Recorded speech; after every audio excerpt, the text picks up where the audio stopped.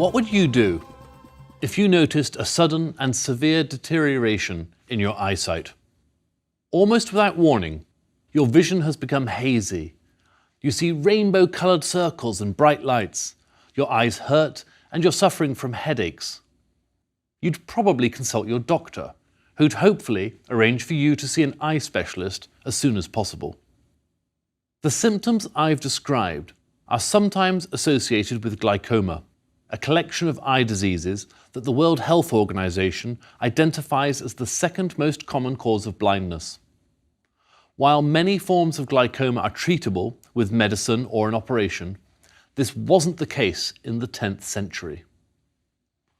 One 10th century Persian sufferer was an elderly scholar named Muhammad ibn Zakaria al-Razi.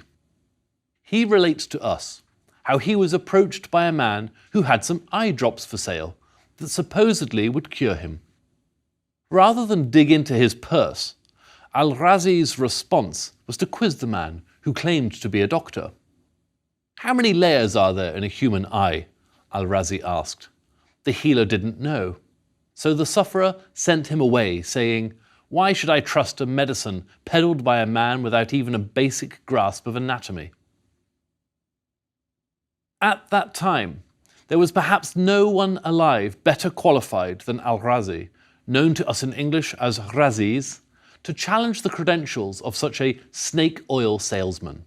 Why?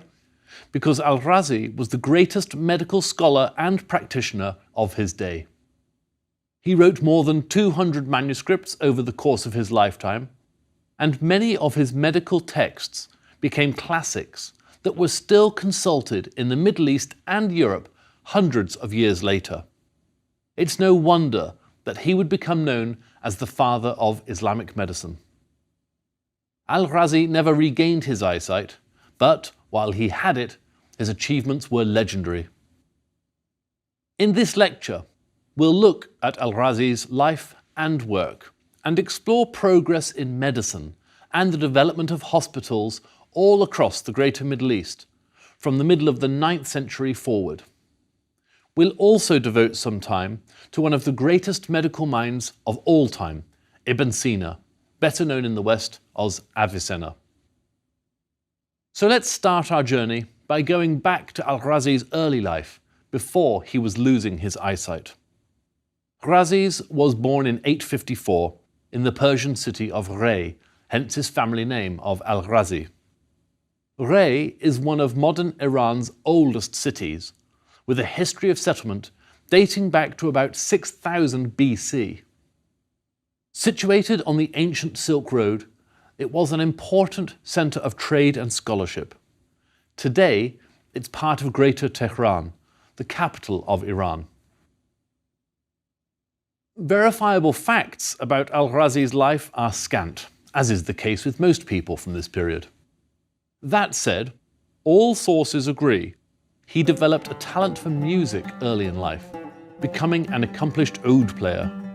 An oud is a stringed instrument, not unlike a lute. When he reached adulthood, he put music aside and took up alchemy, mathematics, philosophy, and literature. By turns, he excelled at, and then tired of, all these subjects, eventually taking up medicine at around the age of 30. And it's this subject to which he dedicated the rest of his life. Al-Razi left Persia in order to study medicine in the greatest city in the Islamic world at that time, Baghdad. In Baghdad, he had access to Arabic translations of the most important medical men from the ancient world. Of these, the earliest was Hippocrates, the 4th century BC Greek physician who was considered the father of Western medicine, and from whom we get the Hippocratic Oath. The second name was Galen, a Greek doctor who worked in the Roman Empire during the 2nd century AD. Like any good scholar, al-Razi acknowledged the brilliance of these ancient Greeks and the enormous debt that scholarship owed them and others from their day. However, like any great scholar, he built on their foundational texts, and when he surpassed them, he said so. In his book, Doubts About Galen, Al-Razi challenged the theory of the four humours, which, if they're not in balance, was thought to explain most human sickness. Al-Razi suggested there were a number of other elements that Galen had failed to consider, such as oiliness, saltiness, inflammability, and sulphurousness. Even so, Al-Razi was humble enough to add the following: "It grieves me to criticise the man Galen, from whose sea of knowledge I have drawn so much. Indeed, he is the master, and I am the disciple. But this reverence and appreciation should not prevent me from doubting, as I did, what is erroneous in his theories." He also attacked the writings of Hippocrates for being disorganized and too brief, before he would go on to write a lengthier corrective text of his own. Al-Razi also wrote extensively about medical ethics, and in a book called Medical Ethics, he talks about the importance of morality in medicine. For Al-Razi, it wasn't enough for the physician to be good at his job, he should also be a role model for his patients. He was also convinced of the mind-body connection in pursuit of good health, as well as the importance of exercise and a healthy diet. As he wrote, "If a patient refuses to take responsibility for their lifestyle, including overeating or not exercising, then there is nothing a doctor can do to help them." Another important factor in general good health was good doctor-patient relations, as well as having a family doctor who would understand the patient's body over time. Changing doctors on a regular basis, he said, was a bad idea that could do little more than waste a patient's health, wealth, and time, not to mention wasting the doctor's time as well. Further, Al-Razi has been acknowledged as the first person to fully and accurately describe smallpox and measles, noting the important differences between the two, as well as offering possible remedies. His book, The Diseases of Children, was also the first to deal with pediatrics as an independent field of medicine.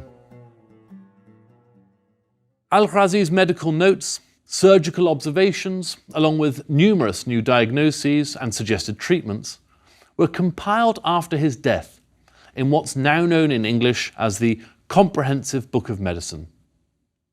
The Comprehensive Book of Medicine was not only a tribute to Al-Razi's brilliance, but because he was so diligent about quoting his sources, it also presents a complete catalogue of all existing medical scholarship then available, from ancient Greece, India, and elsewhere. In this way, it was one of the earliest medical encyclopedias. So vast and detailed was this text that European medical students were still using Latin translations 700 years after Al-Razi's death. Under Al-Razi's strictly rationalist scientific approach, every disease was thought to have a cause or origin that could ultimately be understood through research. Sickness, he held, was not, as some men of religion claimed, a punishment from God. He encouraged doctors to read the latest medical treatises in order to keep up with developments that they might otherwise be ignorant of. And for those who might not want to consult a doctor at the first sign of an illness, he wrote the first medical manual for home use. Entitled A Medical Advisor for the General Public, this helpful compendium would remain a popular reference for many in the West until as late as the early 20th century. Al-Razi's manual included treatments for everyday complaints such as headaches, coughs, colds, and indigestion, as well as for more serious ailments. For melancholia, he advised taking extract of poppies, i.e. opium, because of its euphoric qualities. Unfortunately, for all of his medical knowledge and insight, he was unable to do anything for his own failing eyesight. Towards the end of his life, when fully blind, a trusted surgeon offered to operate to try to restore his eyesight. Al-Razi replied, I've seen enough of this old world, and I do not cherish the idea of suffering the ordeal of an operation for the hope of seeing more of it. I'm going to broaden our horizon now to look beyond the numerous innovations that Al-Razi introduced for the treatment of individual patients, to look at the work he and others did to help improve care for the sick as a whole, i.e., in the development of hospitals. One of the most famous hospitals in the pre-Islamic world, or before the 7th century, was in Gundashapur, Persia. Founded in the late 3rd century, records show that Gundashapur was not unlike a modern teaching hospital. That's to say, a place both for treating the sick and for training the next generation of medical practitioners. In the Eastern Roman or Byzantine Empire, a decree was issued in 325 AD at the Council of Nicaea that a hospital should be established in every cathedral town of the empire. So what changed after the dawn of Islam and the conquests of this new military and political force? For one thing, the conquering Arabs found themselves ruling over large non-Muslim majority territories. Also, the Arabs found themselves exposed to far more sophisticated cultures, not least in the major cities of the Byzantine Empire to the west and Persia to the east of the Arabian desert heartland. The first doctors under Muslim rule were mostly Jews, Christians, and Zoroastrians. Only later would Muslims produce their own medical practitioners who worked alongside and learned from their peers from other cultures. After all, like science in general, medicine is a-religious. I should mention in passing that there is something called prophetic medicine, but this relates specifically and very narrowly to the traditional medical practices from Muhammad's lifetime, and upon which Muhammad himself offered an opinion. It is said, for instance, that Muhammad believed every disease had both a cause and a cure. One of the more famous sayings on this subject, attributed to Muhammad, says, "Make use of medical treatment, for God has not made a disease without appointing a remedy for it, with the exception of one disease, namely old age." Many suggested cures involved ingesting a particular food or drink. Honey was thought to aid all kinds of healing, while olive oil was recommended for numerous internal complaints. So too, I should mention, was a mixture of camel urine and milk. I think I'll stick to the olive oil.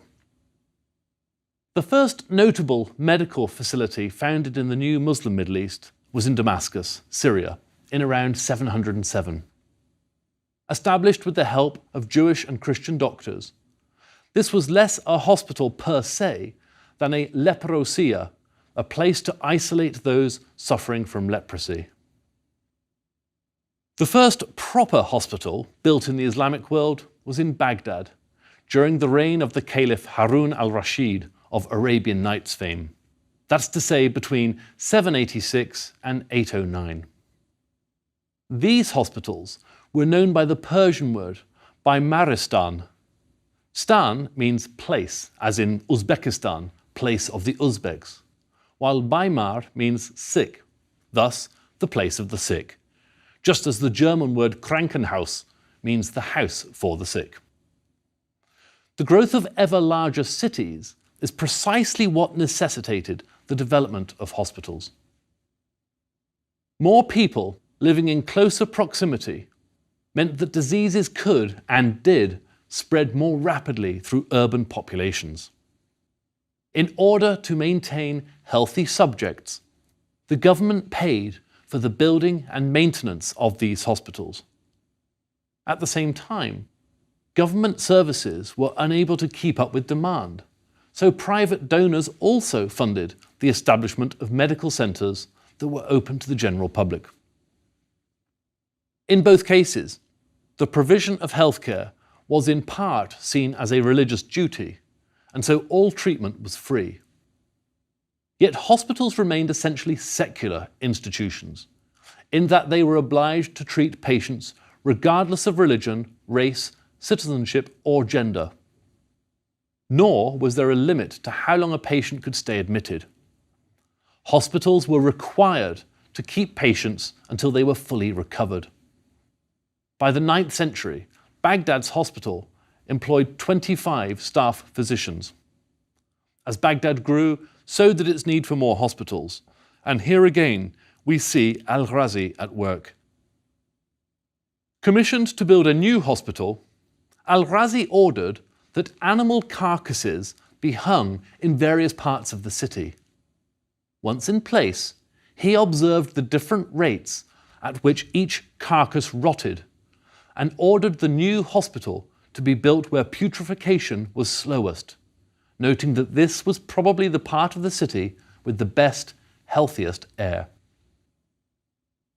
Al-Razi's hospital had a lecture hall, kitchen, pharmacy, library, mosque, and a chapel for Christian patients. Recognizing the importance of a healthy mind in a healthy body, recreational materials were also made available, and musicians were employed to entertain the patients. And as I've mentioned, the hospital wasn't just a treatment centre, but it was also a medical school. Basic science was taught through a combination of private tutors, self-study, and public lectures. Students were also responsible for keeping patient records, another innovation from this period. By this time, doctors had to be registered and licensed in order to practice, and hospitals were supervised by a combination of doctors and lay administrators. By the year 1000, there were at least 30 hospitals noted, from Islamic Spain to Tunisia and Egypt in North Africa to Persia in the East. Hospitals were also required to have separate but equally equipped wards for men and women, with patients attended to by gender-segregated nurses and staff. Patients were kept in separate wards for either the contagious or non-contagious, and there were also separate wings for mental health, eye diseases, and surgery. Now let's turn our attention to one of the greatest polymaths of all time, with expertise in numerous different areas of study. This was Ibn Sina, or Avicenna as he's better known in the West. Born around 980 in modern-day Uzbekistan, he wrote about 450 titles in his lifetime, of which more than half survive. About 40 of these deal with medicine, including the 5-volume Canon of Medicine, completed around the year 1025. Ibn Sina was widely described in medieval Europe as the father of early modern medicine, though his work as a philosopher was even more important. But that's a story for another day. Ibn Sina began studying medicine at the tender age of 13 and was practicing at 16. While still a teenager, his medical knowledge saved the life of the local Samanid or Persian Sunni ruler. His Canon of Medicine was arguably the greatest medical text ever written up to that point in history. It's also one of the most influential over time, with this 1,000,000-word manuscript still being used as a standard text in European universities during the 18th century. Inspired by Galen and originally compiled to be used as a textbook for students under his tutelage, Ibn Sina's Canon would go on to be translated and studied by generations of scholars for centuries to come.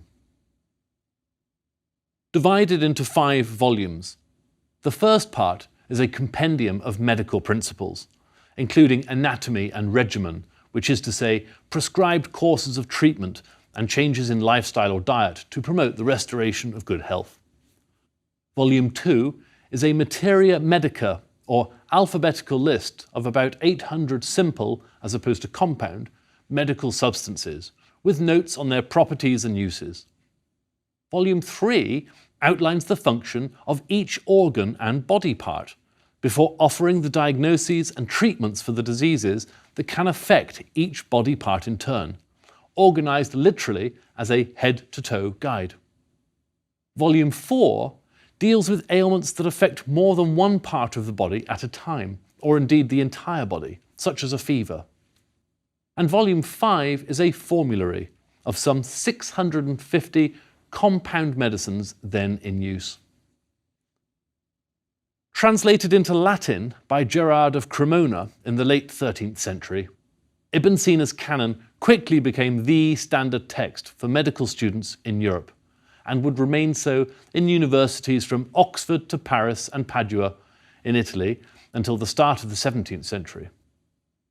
Apart from its encyclopedic nature, its continuing popularity was probably helped by the memorable aphorisms that scatter the text.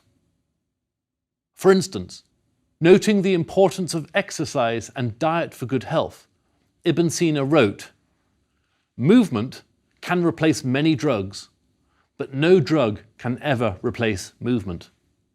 And another, "If you have eaten too much, stay hungry the next day." Even more dramatically, Ibn Sina opined that an ignorant doctor is the aide de camp of death. You have been warned. Ibn Sina is credited with advancing medical knowledge through original discoveries and with improvements to the existing body of knowledge. One of his most important discoveries was his recognition of the potential for the airborne transmission of disease. He was also the first to correctly identify the distinction between central and peripheral facial paralysis. And he accurately described the curse of infection from the guinea worm. Ibn Sina also conducted groundbreaking research in psychiatric conditions, never the most glamorous branch of medicine. In his time, many less scientifically minded people saw mental illness as a punishment from God, and so, in some sense, something not to be meddled with. Other writings cover the treatment of kidney diseases, the production and use of heart medicines, and a series of experiments that demonstrated the connection between word association and heart rate, and which led to a successful diagnosis of lovesickness. As proof of this, a king's nephew was brought to Ibn Sina, and he was told to diagnose the young man's ailment. The prince, apparently a healthy young man, nevertheless was suffering from sleeplessness, loss of appetite, dizziness, and a raft of other symptoms. Ibn Sina, after considering his options, set about monitoring the young man's heart rate, while carefully uttering the names of different districts in the city. Noting that the young man's heart fluttered when a certain district was mentioned, he then mentioned the names of streets within that district, again monitoring the young man's pulse. Finally, he went through a list of women's names and again noted the prince's reaction. At the end of his experiment, Ibn Sina told the patient that he was in love with a certain woman and that the best cure was marriage. Embarrassed, the prince admitted that Ibn Sina was right. The king was told, a marriage was arranged, and the symptoms disappeared, literally overnight. While a charming story, the most important factor to note is that Ibn Sina's experiments with word association prefigured by some 900 years the very same experiments that Carl Jung was famous for in the 20th century. As we approach the end of this lecture, let's consider in broad terms the growth in medical knowledge during the Islamic Golden Age.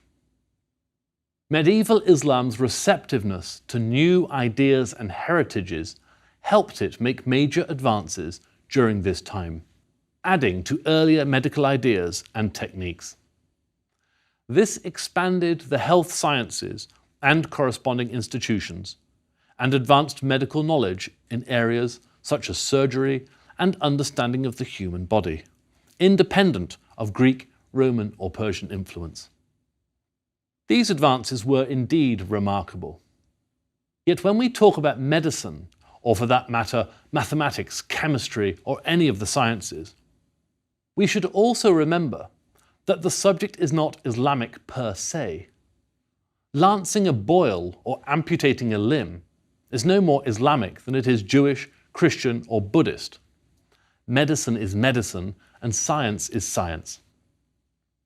However, the vast majority of scholarship that took place in the medical sciences in the Muslim Middle East at this time was initially written down in Arabic. This was true for the translations and compilations made of earlier Greek texts, and for the mass of original scholarship that also took place at this time. Few, if any, credible scholars of the day claimed that Islam was the key to all their knowledge, or proof of the rightness of their vision of the one God. Now, at various times during the Islamic Golden Age, there were prohibitions on Muslims visiting Jewish and Christian doctors, in case they prescribed a course of treatment or medicine that would harm or even kill. It's been noted, however, that such injunctions were almost universally ignored.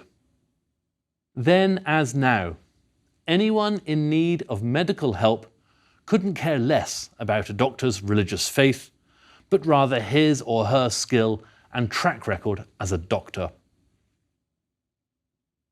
There were also periodic debates among Muslim theologians as to whether Muslim physicians should use Greek, Chinese, and Indian medical techniques, seen by many as pagan. Typically, those lacking imagination or common sense lost out to the more broad-minded men of both religion and science, and Islamic physicians were given free rein to study and adopt any techniques they wished. Even so, both Al-Razi and Avicenna were accused by critics of atheism during their lifetimes, a serious charge indeed. Both men were certainly critical of certain aspects of organized religion, and in particular of poorly educated religious authorities who praised blind faith over rational thought. Al-Razi believed that the common people had been duped into belief by religious authority figures and by the status quo. As a result, he criticized religious adherents for not more actively challenging their received wisdom with rational analysis. Instead, he contended, the faithful sometimes acted violently when asked to defend their faith. Al-Razi said, "If the people of this religion are asked about the proof for the soundness of their religion, they flare up, get angry, and spill the blood of whoever confronts them with this question. They forbid rational speculation and strive to kill their adversaries. This is why truth became thoroughly silenced and concealed." Writing about the God of the Old Testament demanding sacrifices, Al-Razi wrote, "This sounds like the words of the needy rather than of the laudable, self-sufficient one." Al-Razi believed that the existence of many different religions was, in itself, evidence that religion was the creation of humans rather than the divine. But Al-Razi does not own the final word in the ongoing debate between agnostics, atheists, and the faithful. Ibn Rushd argued to the contrary, that whoever becomes fully aware of the wonders of human anatomy and physiology will find his faith in God increases.